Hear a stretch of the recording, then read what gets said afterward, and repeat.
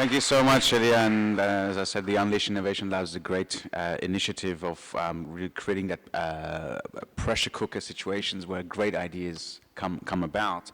But I think, as you rightly mentioned, there needs to be a system to be able to scale and implement these. And I think when we, at the SDSN, as Dario mentioned briefly, we want to really connect the expertise with the innovators themselves. But practically speaking, there are a series of issues that every innovator, every head of an organization who is interested in, taking these incredible ideas and turning them into real, tangible solution faces. And that's, of course, financing. The role that financing plays is not necessarily just in the sense that it enables the exchange of goods and services and buying of resources, but also it has a behavioral component, which is that it encourages, it almost puts a value on the program, saying, well, someone else trusted us with this money and we're going to make a difference. It actually has implications for the leadership of that team, and it's important. The other one is expertise. When I say expertise, I mean subject matter expertise. One thing that we noticed that a lot of projects, a lot of programs are made or are created based on the wrong assumptions about the problem that they're trying to solve. Because at the end of the day, solutions and innovation is about problem solving. And a lot of programs that we've seen don't really understand the problem, or they think they understand the problem. And of course, the solution doesn't end up solving it.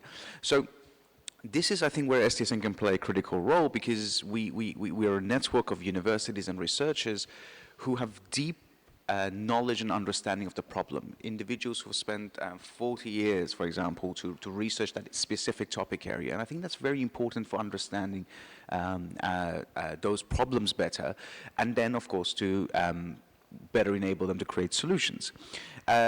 But of course, that's, again, part of the process. And the other very important bit is skills. A lot of innovators need skills training.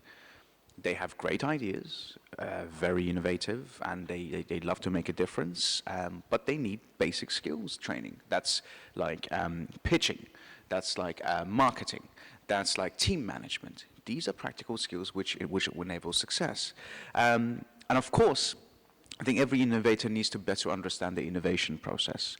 It's not a one steady process, but it is about understanding what is needed. At first they need to do research, better understand the problem, then they need to go into incubation, etc. And I think that's an important journey to try and understand and the various components of it. And I think part of the reason this panel on technology, innovation, and entrepreneurship was launched, and all of you, because as we saw, you're all great stakeholders in this game to be able to actually make these connections and practically make it work. Because I think a powerful change that could occur is building an effective ecosystem where different organizations take the different parts of the chain and actually create meaningful change. And of course, the final thing we can then all do together is policy change. Working with various government and institutions to really embed an SDG innovation curriculum or a journey map to be able to enable that. And I think we'll hear from Professor Paul Bettino at some stage, who we've been working with and I've learned so much from, who is from Harvard University, and he has given us this incredible curriculum to be able to tackle those issues. So I think this is a great conversation, and I hope that we can find the time to meet, and of course, if throughout the day, to hear from Professor Bettino about the various components and the various interventions within the innovation process that we think we could do together to make a difference. So with that, have you got a few more minutes? We have 5 minutes, and then we're going to take a break.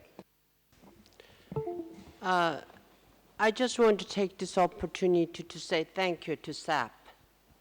Mr. Van Christensen, I didn't meet you then, but last month we were in New York during General Assembly, and we have some crazy old ladies created Global Goal World Cup.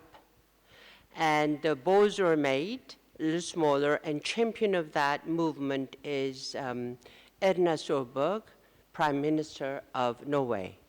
It's a fun to play, but then it's very hard to find a place to play.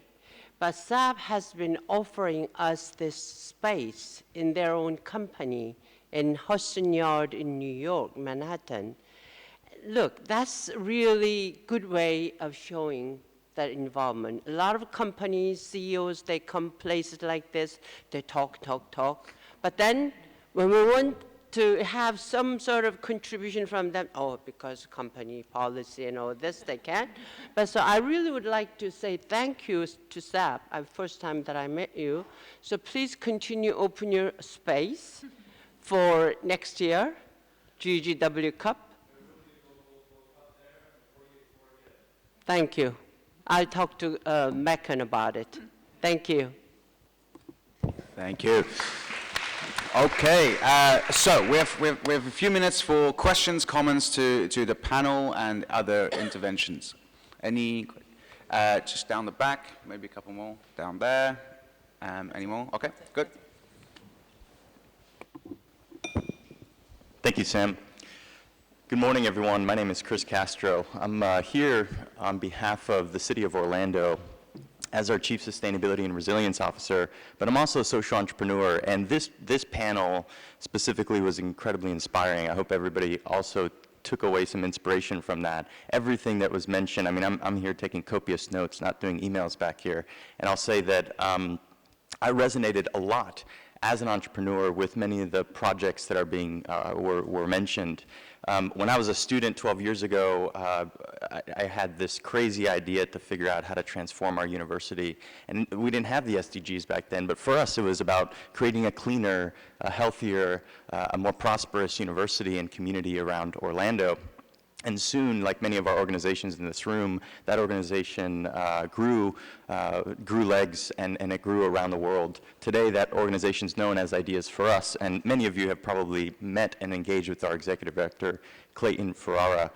One of the things that we've identified in empowering people, not just in the developed world, but those in developing, is what we call the Ideas Hive. And this is essentially a model that brings together almost what Unleash is about, that essentially focuses on combining this notion of human-centered design and biomimicry as a way for us to advance some of the most pressing challenges we're facing within our community. This is something that we've done over 80 months in a row in the city of Orlando, every first Wednesday of the month. And what we've identified is that now there's a community of people, a community of practice, so to speak, who are continually to come out to learn, to educate themselves, to get hands-on engagement in projects, and to be a champion, to be empowered to help influence in the political realm. One of the questions that was left with us is, what do we do about the inactions of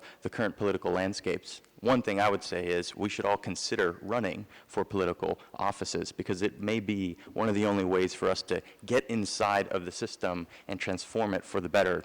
And that's a big reason why I left many of my entrepreneurial endeavors to be here in the city of Orlando, and hope to be able to share more later on today about some of this pragmatic work that we're doing in the city. So with that, I'll yield back to Sam. Thank you. Okay, thank you very much.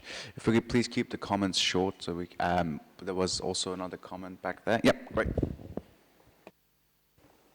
Hello, my name is Carolina. I'm a network coordinator from the Amazon region. My question is for Kate. You said that innovation is political. However, the representation of young people in politics is scarce. Some of them do not know how to participate in politics, or do not know how about the power they have to transform their own realities with public policies made by themselves. How can we empower the youth with their local challenges and proposing innovative policies? How solutions like the ones of the Youth Solutions Report or at the Unleashed initiative can become public policies? Great. If we can also ask the other panel members to also reflect, if need, just but briefly.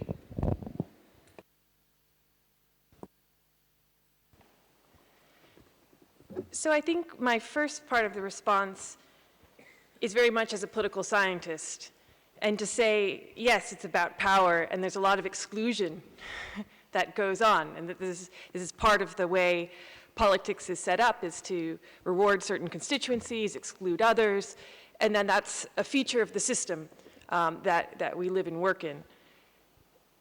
So the question is, how do you build and respond or change that system?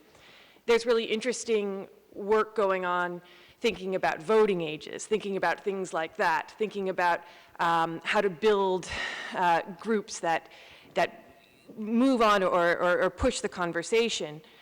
I think we're seeing a really interesting moment now where youth are much more asserting their voice in politics and being much more in the center of the conversation. And I'm not quite sure how we replicate some of that or how we institutionalize some of that. So I think it's a very good question in that regard, because we're having these wonderful movements, we're having these wonderful spokespeople that are starting to break through into the political process. But how do we keep that and sustain that, I think is a harder question. So there's some technical fixes, there's some things like voting age, but there's also, I do want to, the other piece in where we work is about training up young people to be policymakers and be part of government. So that's sort of the side that we come in much more, rather than creating the forums for connecting policymakers and youth. But there's a lot of interesting work there as well.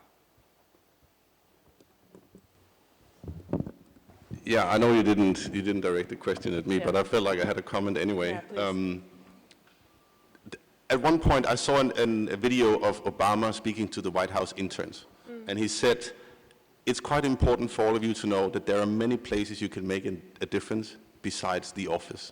And I think it was quite interesting, because obviously if you have grand ideas, if you have vision, if you have the power to speak to people, you should go for it, you should try it out. But I think there's also a lot of power for change nested in many different places in society. And I think especially in the business sector. What we've learned is that if we can bring in a lot of resource people from the private sector to our events as experts, as mentors, as guidance counselors, it can create quite a lot of dynamic for people who have an idea but need that kind of understanding of where to bring it. I think you mentioned it. Getting the problem right is important. And a lot of the people who knows about the problems are not necessarily people in office. They might also know a lot, but there are also a lot of people who know about the real-life problems outside of it, and tapping into that massive pool of resources is quite important as well. Because if you can connect one young individual with one experienced professional, there's a lot of power there between you can grab a lot of things in reality right there. I think that's important to notice as well. Thank you. Innovation is political. Kate also mentioned power has a lot to do with socially acceptable norms. I direct your attention to a world of science fiction where actually a real person, Barrett Anderson, she's the founder of Scout.ai, which is a science fiction consulting organization for governments and businesses. She has this concept called news from the future, or headlines from the future, which she writes. One of them was speculating, saying, in the future, an election will be swayed by because of data manipulation that was accessible via Facebook. That was before the 2016 election. And if you think about this for a second, science fiction is giving us a moral imagination to use innovation as a political, you know that this has impact politically as well. So I would ask that, or I would suggest that pay attention and use that creative power of science fiction in, which is a real consulting field that we're also using at SAP, to say, what is the strategic foresight and moral imagination we can gain from Black Mirror or Blade Runner when it comes to, are inequalities worse in the future? Is human trafficking worse in the future? Things like this. These narratives are not just recreational, as evidenced by Malala referencing her watching Ugly Betty in Pakistan, which is, as you know, a story of an average-ish character who rises and becomes a powerful career woman in the magazine. She references this as saying, this helped me build my confidence to go and stand up and did what I did. So these forms of entertainment, which we call entertainment, that science fiction mindset, not only teaches us, but it also gives us a moral imagination, which will affect, is a socially acceptable norm to give all my data to Facebook? Yes, it is. That has political opportunities, and we need to think about those when we think of technologies and innovation as well. Okay, great. Thank you very much, everyone. It's been a great panel. I would like to invite everyone to please give them a big round of applause and thank them for this.